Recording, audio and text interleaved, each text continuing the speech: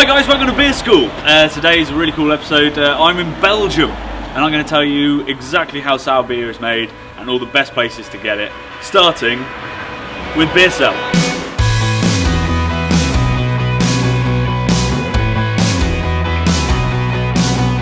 Sour beers are just that, sour. They're an acquired taste, but one seriously worth acquiring. Some are flavoured with fruit to become subtle and balanced, while some just straight smack you in the face.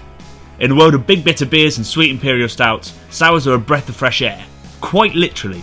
You see, it's all down to the yeast. Sours are produced by brewers all over the world, but the yeast that they use are all based on the traditional methods of some very special Belgians, the lambic brewers.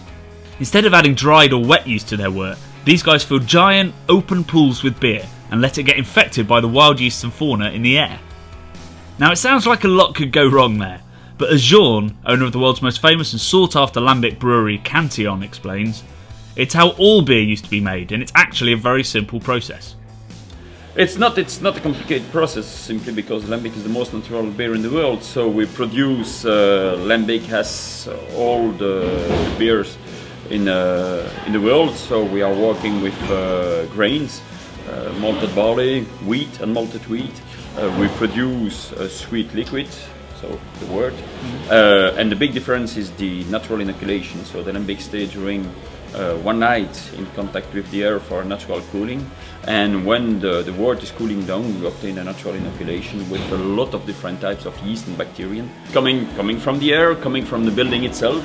So if we move the brewery, if we want to brew lambic in another building, the beer would be probably different. Yeah. So what happens to that infected wort? Well, in that classic trendy beer way, it's barrel aged, of course. The wort is siphoned into giant oak barrels and then left for at least 1 year, but up to 3, to create a basic lambic.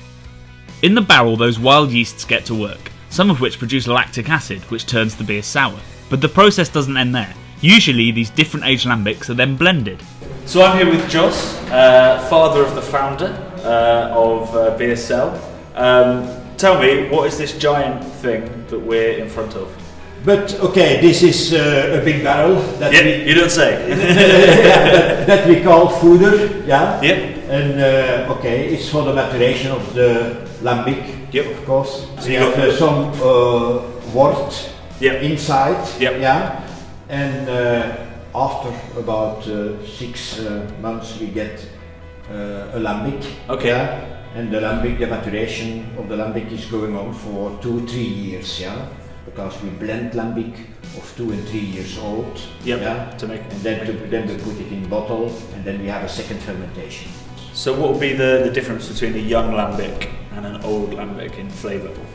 But lambic is still a bit sweet, because it still contains sugar, while older lambic, all the sugar is being converted into alcohol. Right. So older lambic is stronger and more sour. Yeah. Young lambic okay, is sweeter. More character as well, because normally the sugar, is converted into alcohol after 1.5 years. Okay. Yeah. That all the sugar is gone after a year. All the sugar is gone, yeah. Okay. And then your lambic after that period develops more and more character, and of course, yeah. Okay. What sort of characters do you look for in a 3-year-old lambic? But let's say that we are looking mainly to subtle sourness, subtle tartness, a little bit of citrus, a little bit typical for our Beersel, also a little bit hoppy. Blending the beers balances out the sweetness and the sourness to create a Gers, a ciderous, oaky beer that's really refreshing in summer. But that's not the only thing you can do with lambics. Some vintages and blends are aged in the barrels with fruit to create fruit beers. Takes a lot of time, at least a minimum 1 year, maximum 3 years, and with the lambic we produce all the rest of our production. So we are here in a lambic brewery because we produce only one beer, lambic, and all the rest of our brands, Gueuse, Cric, Amboise, are based on lambic beers. Cantillon produce some of the best and most adventurous fruit beers in the world. Along with the traditional Cric, which is cherry, and Framboise, which is raspberry, They have an apricot version, an elderflower one, and annual specials and experiments, a unique one of which I was privileged enough to try when I visited. Just when I thought I couldn't get any better, Jean brought out a bottle of this. It's an experimental beer. He's only made 300 bottles of it. He's never done it before. He's aged his lambic over grape must, which is the skin left over after the press of wine. And this is Chardonnay grape must from South Belgium.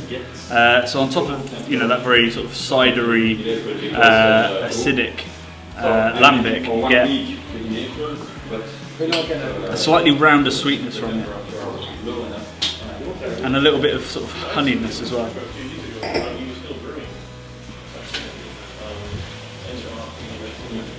But it's still super dry, super acidic, but a deeper sweetness at the finish.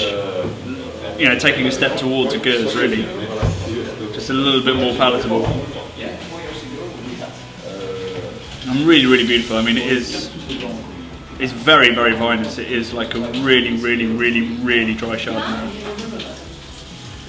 And it's lovely the way it fizzes on your tongue as well, which goes with that acidity. It's a beautiful thing. I can't believe that I've actually got to drink this at Cantillon. So an acquired taste they may be, but like with all beer, it just takes one experience, one special eureka beer to turn you onto the style. It was St Austell's Creek that made me realise how exciting lambic can be, but for the Belgians, this challenging beer is just part of their culture. It's our normal beer. Acidic taste was a very difficult taste for people 15, 20 years ago. But this type of flavors are coming back. We found everywhere sour beers now. The same for champagne, for example. So champagne without sugar added, called brewed zero or extra brewed. It was impossible to find a bottle in the 80s, even in the 90s. It's easy to find now. So we are living a real renewal for sour beers and for acidic taste.